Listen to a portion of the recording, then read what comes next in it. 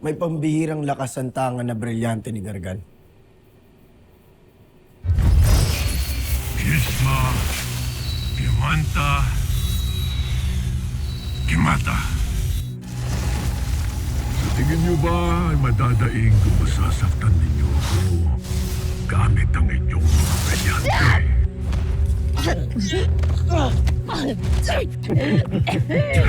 Nakakabasa at nakakapasok siya sa isip. Kaya kong gawing totoo ang lahat ng kahilingan ng iyong puso, Adamus. Bukod sa bilis at kaalaman niya sa pakikipaglaban, nakalikha rin siya ng mga pamuksang mahika.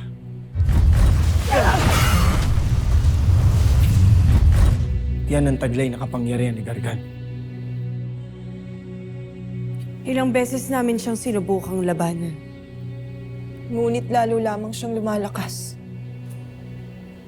Nakakatangian ng isang bathalang pinanday na ng matagal na panahon. At mga itim na karunungan.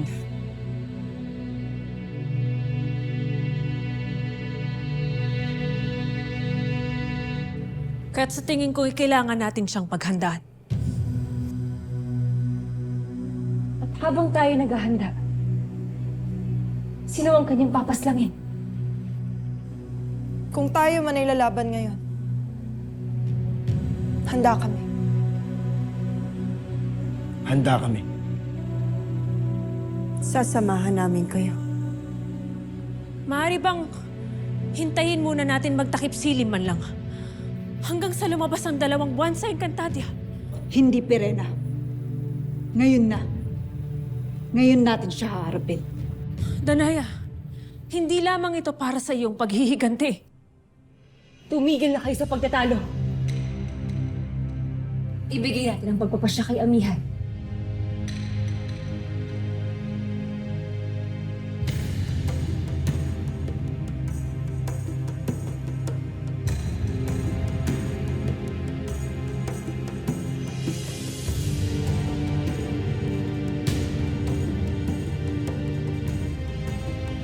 Alang-alang sa'yo, Danaya. Lalaban kami.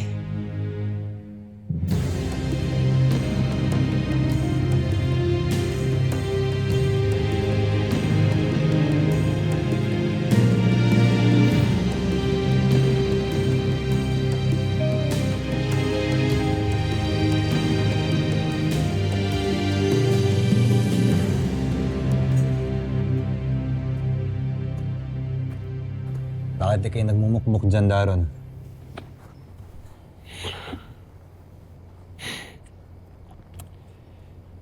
Tama ka, Jedrok. Si Armea, Hara Armea, ay napakatayog na nilalang. Kahit anong nais ko na mapalapit sa kanya, tunay ngang napakalayo ng pagitan ng isang Hara at ng isang hamak na kawal. Sa wakas, mabuti pumasok din yan sa iyong isipan. Ngayong napagtanto mo na yan, sana makinig ka na rin sa matagal ko nang minumungkahi.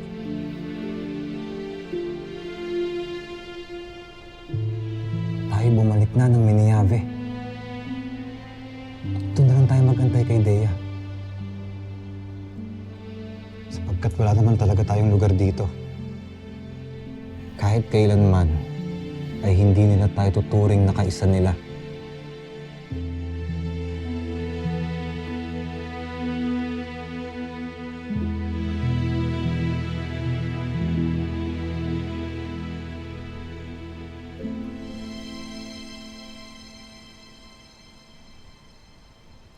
Paumanhin. Ngunit napansin kong hindi ka nagpakita buong araw. O kaya't naisip kong baka nasa panganib kang muli. Kaya't nagtungo ako rito. Armea, ako na ang humingi ng paumanhin sa mga nagiging sagutan niyo kanina ng aking astig. Hindi mo kailangang humingi ng paumanhin, Soldarius. Lalo't ang kanyang mga kamalian ay hindi mo naman kagagawan.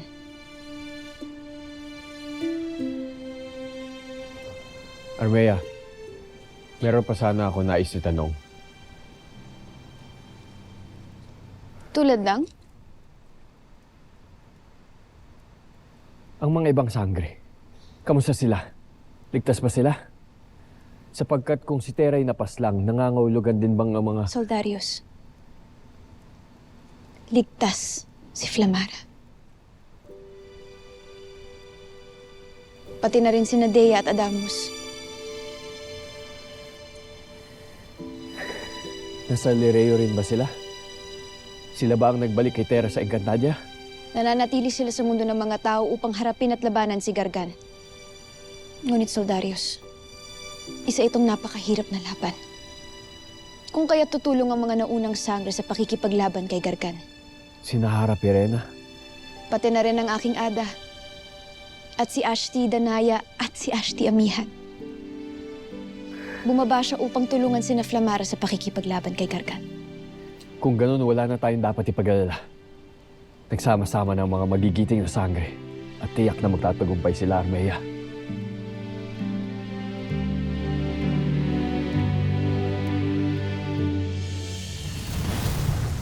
Narito na tayo sa kuta ni Gargan. Dito ko rin siya nakaharap noon. Mga Pasneya! Maghanda! Ako nang bahala sa kanila. Hanapin niyo na si Gargan.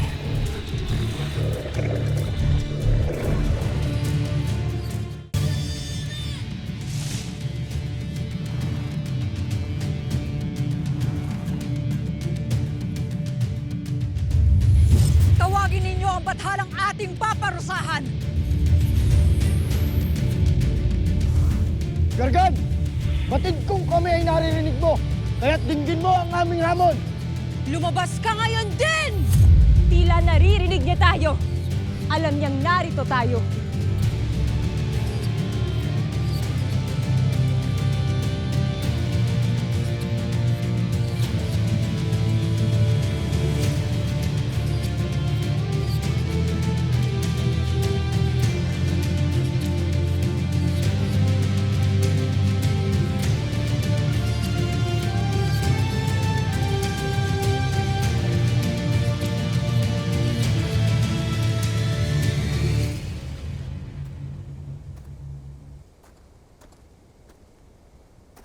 Pagbabayaran ng mga sangre ginawa nila kay Olgana. Hindi ako papayag na hindi sila maparusahan sa ginawa nilang pagpaslang sa babaeng matagal ko nang nakasama.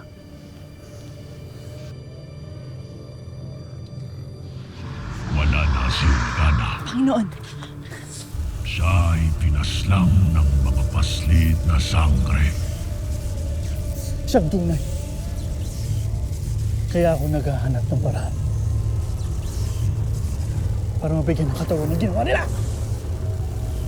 Ang mga sangreng ito kasama ang kanilang mga ina at si Amihan ay nakahanda na para sa akin. Lalo't narinig ko ang kanilang hamon. Hamon? Inaakala nila na madadaig nila ako. Ngunit nagkakamali sila. Kung gano'n, isama ninyo kami sa kanila. Nais kong pumaslang ng isang sangre! Ngayon din! Mangyayari ang iyong nais, Zaur.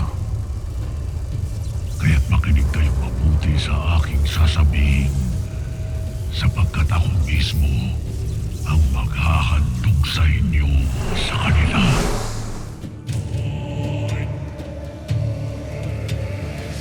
kakayanin ba nila ang isang bathala?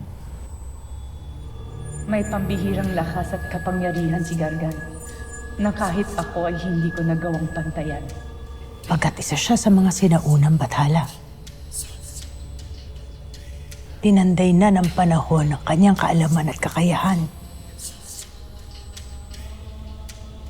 Ako ay nababahala para sa kanilang lahat.